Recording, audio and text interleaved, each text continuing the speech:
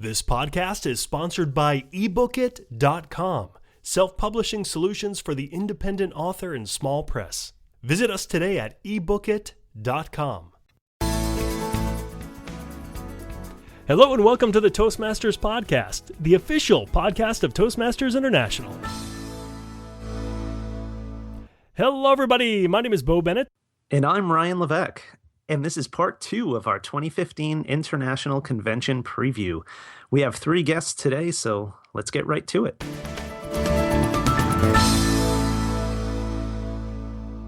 Patricia Fripp is an award-winning keynote speaker, business presentation expert, sales presentation skills trainer, and in-demand speech coach to executives and celebrity speakers. Meetings and Convention magazine named her one of the 10 most electrifying speakers in North America. Based in San Francisco, California, Patricia delivers keynotes and breakout sessions for Fortune 500 companies, and she coaches their executives on presentations. Those in attendance at the Toastmasters International Convention this year will have the opportunity to experience Patricia Fripp twice, as she's presenting the conference keynote on Wednesday, followed by an educational workshop on Thursday, co-presented with Darren LaCroix. Patricia Fripp, welcome to the Toastmasters Podcast. Welcome, Patricia. Pleasure to be with you. Great. So, Patricia, before we jump into talking about your keynotes, you're sharing with us before we started recording here that you have some deep roots with Toastmasters. Can you share with our listening audience how you got involved with Toastmasters and how it's led you to this moment of keynoting the 2015 convention?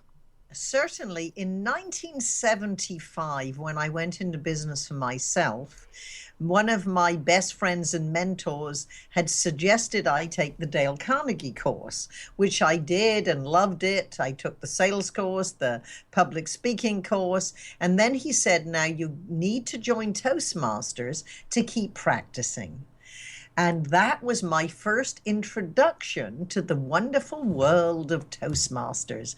I joined Cable Car Toastmasters. We met in the IBM building in San Francisco, and we were lucky enough to have a lot of seasoned speakers. And then in 1978, I was the second woman to keynote a convention which was in Vancouver.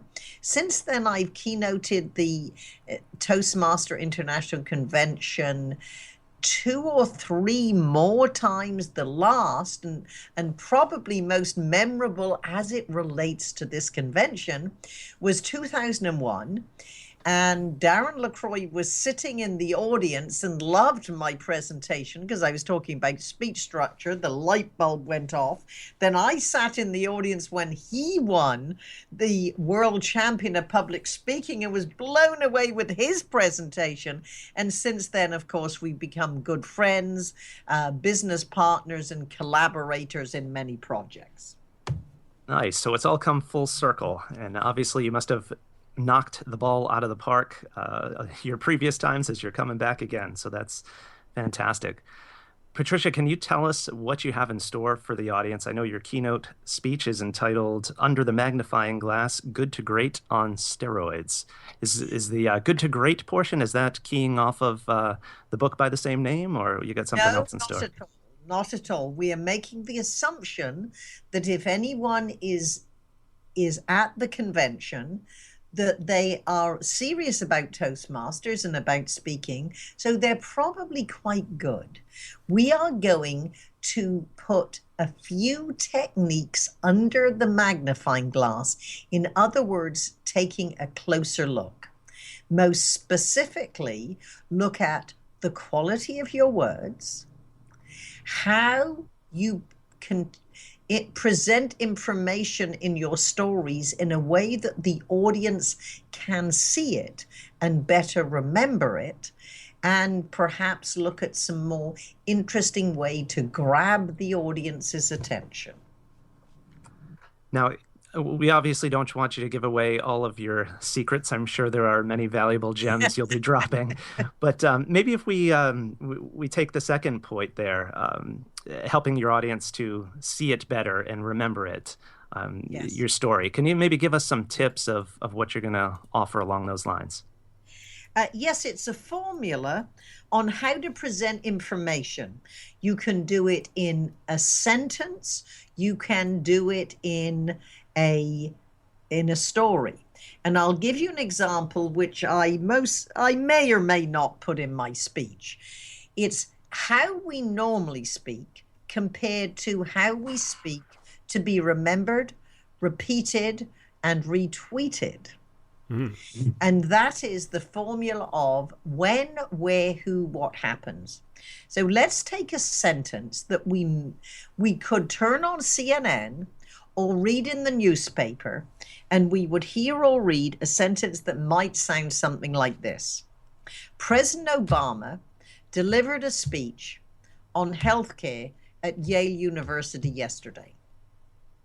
That's how we normally speak. Pretty pedestrian.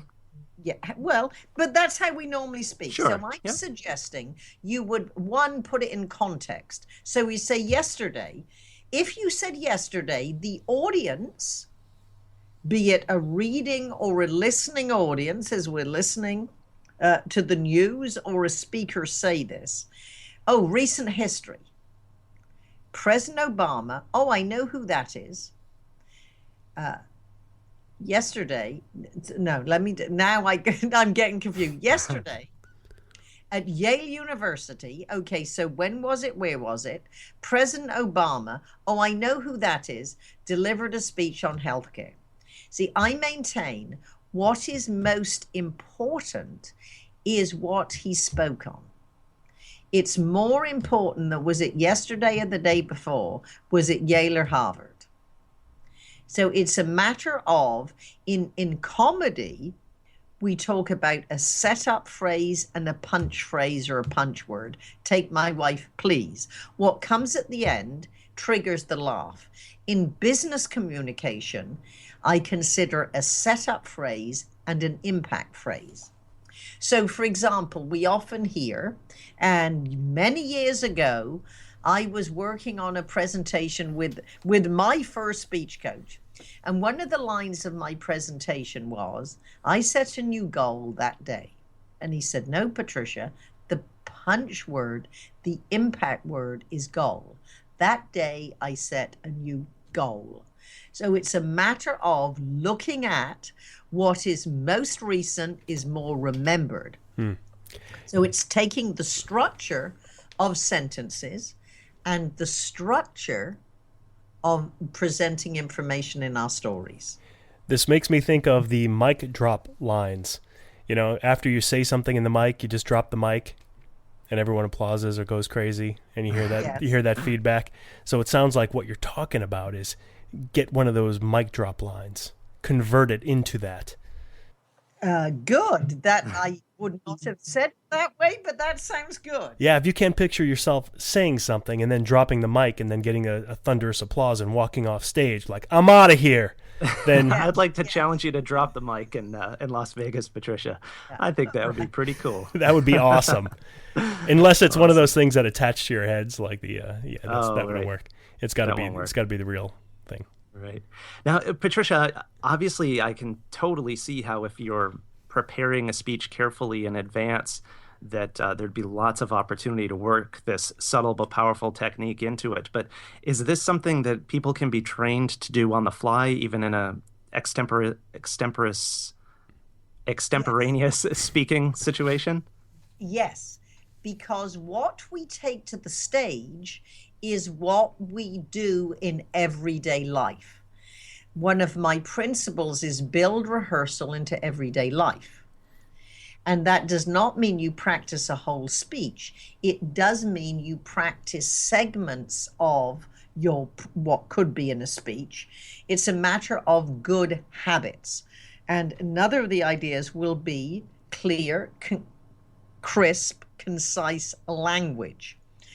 And it is a matter of building it into your everyday life, because in a conversation, we can, just as I did earlier, you can restate what you meant to say. because you have to build a certain muscle memory in your body of how to speak with impact and memorability, how you speak specifically.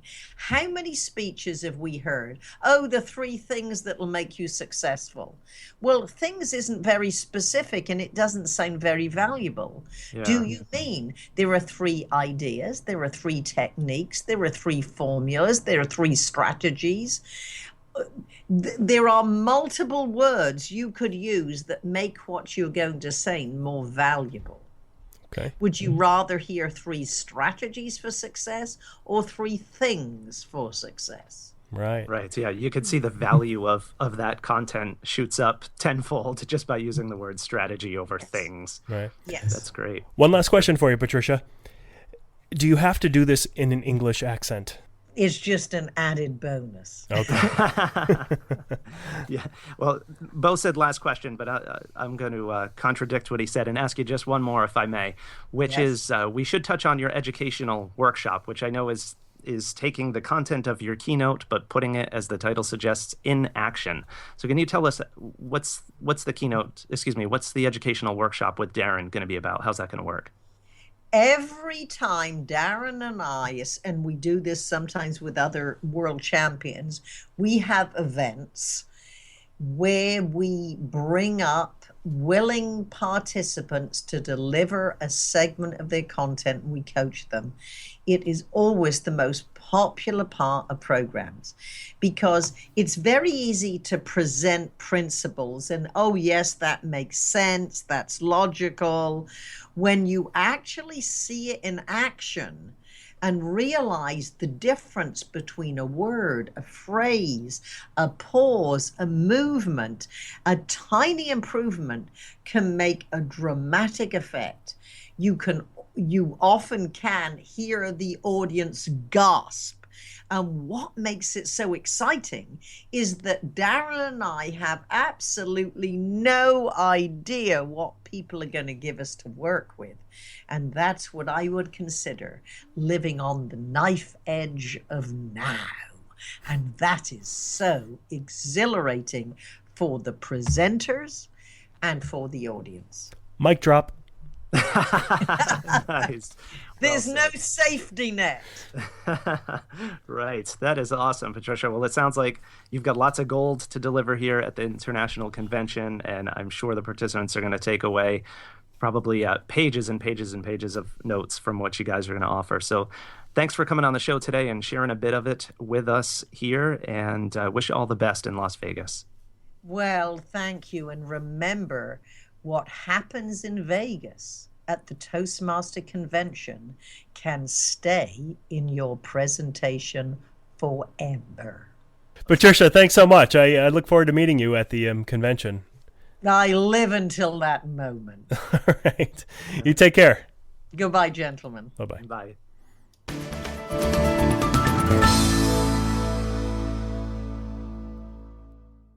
After a failed business in 1992, Darren LaCroix took the stage in a Boston comedy club and bombed miserably. Friends told him that his dream of making people laugh for a living was crazy and stupid. He didn't listen, and 9 years later, in 2001, Darren outspoke 25,000 contestants from 14 countries to become the world champion of public speaking. Through his live workshops and online programs, Darren helps presenters connect deeply with their audiences. He's the founder of StagetimeUniversity.com, which offers online programs for presenters. He's a member of the Powerhouse Pros Club in Las Vegas, Nevada. Darren is presenting the pre-keynote on Wednesday, August 12th, titled Sponge, What is Filling You? And he's also co-presenting an educational workshop with, of course, Patricia Fripp on Thursday. Darren LaCroix, always a pleasure. Welcome back to the Toastmasters podcast. Welcome, Darren. Hey, thank you guys, and thank you for what you do for Toastmasters. I don't think people realize how much effort you put in and what an incredible service that you provide for all of Toastmasters. I think it's really cool, and I commend you both. Thank you. We appreciate that. Yeah, thanks for saying that. And we'll pay you later. So, Darren, we just spoke with Patricia Fripp a few short minutes ago, and she is pretty fired up to be presenting with you at the International Convention. I can imagine this is an exciting moment for you as well, yes? It's so cool to be able to open for a mentor. I mean, when I look back to 2001, I don't know if she mentioned this or not, but that was the last time she spoke at a Toastmasters convention.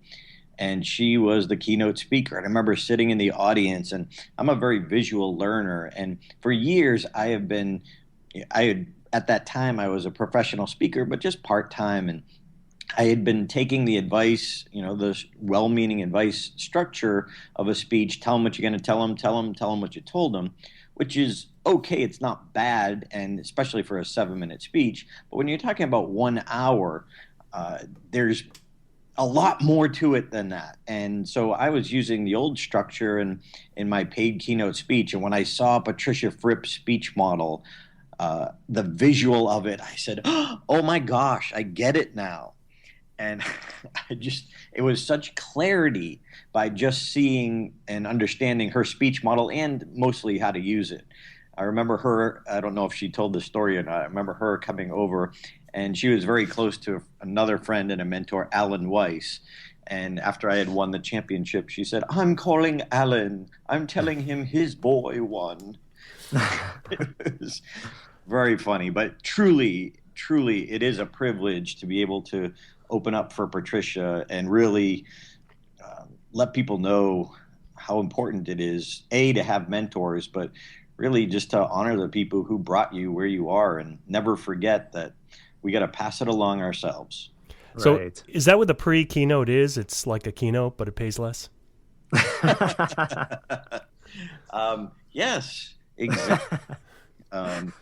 There's an for our overzealous grammarians out there. Yes, normal people do occasionally say ums and ahs, but I don't care. I got the trophy. That's right. You earned the right. No. We'll reply politely to the angry emails that are going to come in from that, Darren. No worries. Forward them to me. So, you know what? There's a bigger picture too. And I tease people about that. And it's really cool to get ums and ahs in order, but it's also unrealistic to be in the moment and do our presentation without an or an ah slipping out. So a little side lesson there. But yeah, the pre-keynote is setting the stage. I asked Toastmasters when they invited me, which was huge. And I don't know if you guys know this or not, but Mark Brown last year was the first world champion to address the whole audience, meaning doing a general session. We've been invited to do breakouts every year, but that was big last year. So it's really an honor to be the second champ, to be in front of everyone. So they give me 5 minutes, I would be thrilled, but they're giving me 25 minutes. And when I asked headquarters what they wanted me to do, what's the intention, which as professionals, we should always be remembering we're just a little part of a big event. And what part do we play? Because our goal as presenters is to fill that void, to give them the best piece of what they're looking for. Because we're not the whole event, even if you're the big name or anything like that. We need to fit in. So when I asked them, they said that they really wanted me to set the tone for the whole conference. So, and set up listening and learning so that people get more out of the conference. And that's very different from what I normally do. So I had this new keynote that I've been working on called Sponge, and I thought this would be perfect. This would be the perfect entree to the Toastmasters 2015 convention. So I'm excited to fit in, and I know this speech is exactly what they're looking for. So I'm pumped. Right, that sounds great. I got to ask you this, Darren, because often a session like this would have a title that everyone would hear the title and say, okay, I know what that's going to be about, improving your speeches with vocal variety. But I'm intrigued here. So what is the significance of Sponge? Well, thanks. That's a great question. And intentionally, I don't want people to know. I want people to be curious. So you fell into my plan. Now you're going to sell them a bunch of MLM products, right? Right. Yes, I'm going to show you the pyramid. No, I really believe that when people ask what's the difference, I mean, people come to Toastmasters or they come to a conference and people leave feeling good, but what are you going to do differently? And what are you going to take away from the conference? What's that X factor? Because we've seen people who can listen to the same presenter or attend the same conference, and some people leave and a big change has occurred. And some people leave and they just feel good, but nothing really changes when they go back to their Toastmasters club on Monday. And Sponge is about what you're doing with your time and your intention and the people you spend the most time with. And I'll be talking a little bit about Jim Rohn's quote, you are the average of the 5 people you spend the most time with, which is a brilliant quote, but let's go deeper. What is it? Who are the 5 people we spend the most time with? And do you really take inventory of your 5? Who is it that now obviously you guys spend a lot of time together. Sometimes we got to evaluate if we want to, let's just say drop our 5th out of our 5 and maybe bring in somebody or spend more time with somebody who really is going to inspire us or push us. Sometimes we get comfortable, but this program is what's filling your mind. And it's not just the 5 people you spend the time with, but in your own time. Are you reading books? Are you listening to audio? I know one of the stories I'll talk about is when I moved here to Vegas 7 years ago, I was coming out of a past relationship and kind of upset and mad at the world and not a happy person. And I would sit here as an entrepreneur working out of my home, and I would have Law and Order on in the background. And there's nothing wrong with watching Law and Order. But if you have a Law and Order marathon going for 8 hours in a day in the background, that's going to affect you. And at the end of the day, I'd be like mad and angry. And it's just like, well, dude, you had this TV show on in the background was death, murder, dying, suicide, all these bad things. Your brain takes that in. So that fills you and that becomes part of you. So at the end of the day, if I've been filling myself with that negative, all I can give is what's inside me. So for you and I as presenters, we have to take a look at what we're taking into us so that we can give more and help more people. That brief synopsis, but I could go on and on. I love this stuff. Very cool. A true confession here. I was sharing with Bo last night that I've been binge watching Walking Dead. So I'm not sure what that means for me in my future, but maybe it's time to cut back. Darren, we were chatting with Patricia about the session that you're doing with her, the educational session, which she shared with us that you're going to be inviting audience members to test out parts of their speeches with you guys, and you're going to give them some coaching on the fly. And I know you've done this type of thing with Patricia together as well as on your own, but could you share what that experience is like for you and how you think it's going to impact the audience? Thanks. Well, I had been a Toastmaster for about 7 years when I came across the coaching of Mark Brown, and I thought I was a pretty good speaker. I was the guy in my club that it was very hard for my club mates to give feedback to. I would get the pat on the back. Oh, that was great. You might just do this little thing or that little thing. And honestly, it wasn't growing. I reached a point. But the problem was my ego. I started getting a little full of myself.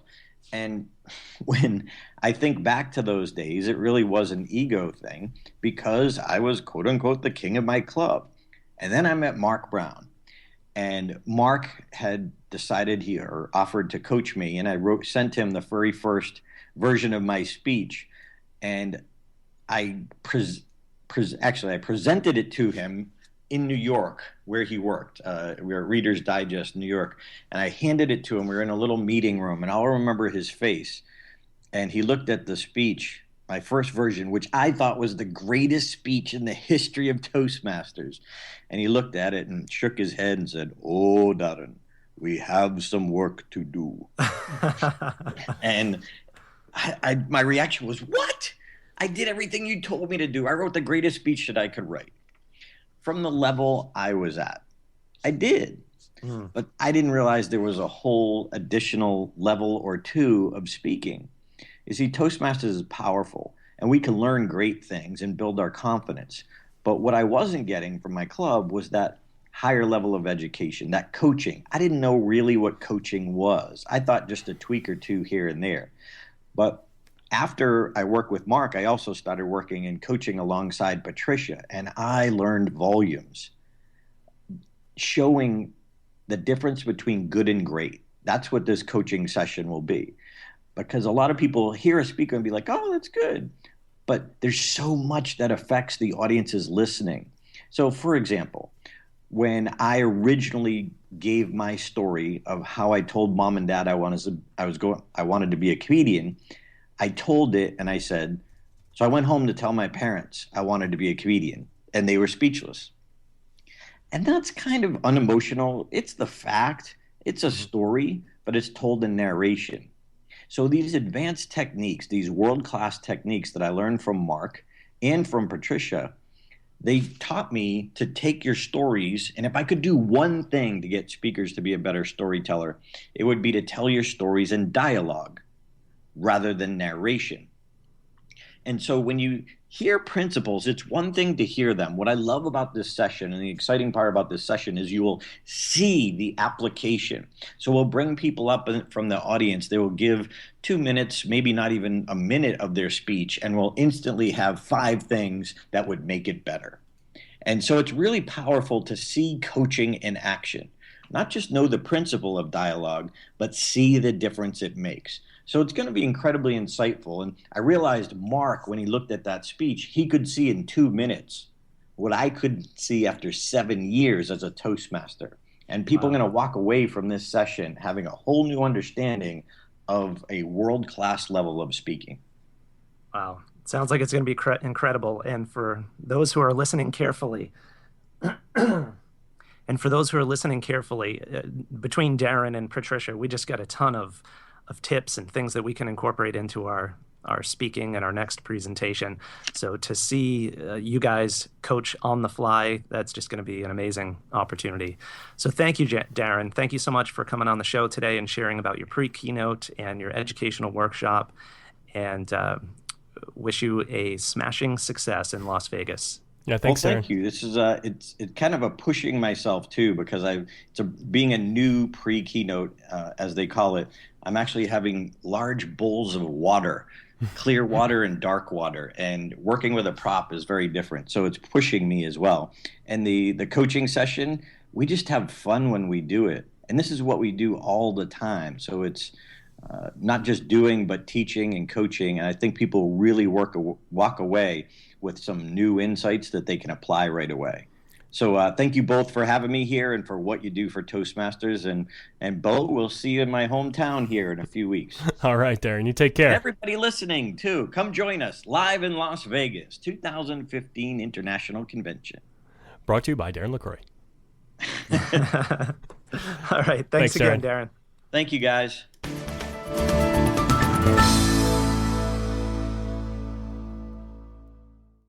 Alex Malley is a visionary and free spirit when it comes to leadership in life. Not only is he the chief executive of the multinational organization CPAE Australia, with 19 offices globally, more than 150,000 members in 120 countries, but he's also a TV host, best-selling author, LinkedIn influencer, and blogger for the Huffington Post.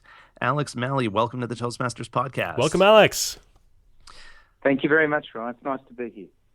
So, Alex, you're going to be giving a session at the International Convention Friday, August 14th, 2015 in Las Vegas, Nevada, entitled Life is Too Short for Fear and Embarrassment. Share with us, to start us off here, why are fear and embarrassment issues that you feel are important to address with the Toastmasters audience? Look, I've lived a rich life. I've had some great opportunities, and primarily it's been because I've shared the words fear and embarrassment from my life, and I've watched far more clever people than me limit their own life because of those words. And so the session's really about many of the scenarios that I learned, particularly with my mother when I was young, when she had depression, and I saw how confined her life was, that if you were able to shed fear and embarrassment, there are no limits to the manner with which you can live your life. And that took me to secure the only interview ever filmed of Neil Armstrong's entire life, because I believe in stretching yourself and really aiming for something that is big. Very cool. So how are you going to approach this topic at the international convention? Is it going to be an interactive workshop or more of a lecture type format? What do you have in store? Yeah, look, it will tend to be, first of all, a delivery of a whole lot of issues that start to arouse people into thinking about and provoking them to think about how much more they might have in them themselves. And I'll share some stories, some humorous, some not so humorous, but all of which give examples about how empowering it is to face fear and to leap out and aim to achieve something that's bigger than day-to-day life. And we live in a very superficial world. We live in a society where people value things that in real terms aren't intrinsic and aren't in a long-term sense valuable to them. So I'll work through a few of those, and then we'll go into an interactive session. And every time that I deliver those interactive sessions and work with a group, it's stunning how many people will talk to how many times they've not taken that next step for fear of the unknown. And life is too short to fear the unknown. You know what? It sounds like people are going to walk out of this session just an inch taller. Don't you think so, Ryan? It does sound that way. Any promises? They'll certainly be disrupted. They'll be disrupted to think about how much they've achieved to date and perhaps how much more they can achieve by broadening their own perspectives. And, life's about context. If you give yourself a broader context, if you expose yourself to more opportunities, more people, more scenarios, you have a better context for what's valuable and what isn't. And I'm big on pushing people to build context in their life.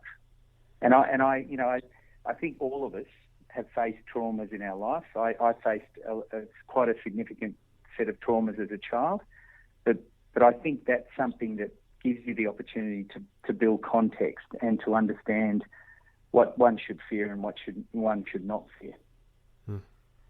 Alex, I wonder if you could give us a tip. I mean, I'm sure there are lots of different scenarios of people who are dealing with fear and embarrassment, whether it's someone who's trying to work up the courage to give their first Toastmasters speech, or maybe they had a Toastmasters speech that didn't go so well and they want to give their next one. Maybe it's someone who was trying to start a business, but they're not sure they can do it. What's something you could give people that they could hold on to as sort of a tip to push past those barriers? Well, one of the things I talk about is selecting one thing that you've often said you'd like to do but you haven't done. It's not necessarily a huge leap, but certainly a leap from where you are. And just go out and attempt it tomorrow, whatever that is, and walk through whatever fear you've created for yourself. But fundamentally, to go back to the core of who you are, and my view is that in your childhood, you're quite close to many of your best instincts, and you're untouched by adults in terms of their well-meaning ways as you grow older. And I have a very childish curiosity. I've maintained that. I'm very comfortable about being myself. And I think those sorts of things, just being yourself in front of a group of people as opposed to being someone who's shaping yourself up, anticipating that's a better form to appear like in front of people than just being yourself. And sometimes people just being themselves in front of others is facing a fear because they're trying to protect themselves because, they've just got this sense that who they are as themselves isn't good enough, and it is good enough. All right. Good stuff, Alex. Okay, Alex, thank you so much for joining us on the show today. I think the participants at the International Convention are going to get a lot of value from your session, which again is going to be held Friday, August 14th, 2015 at the International Convention. Alex Malley, thanks again. Thank you, Alex. Thank you so much.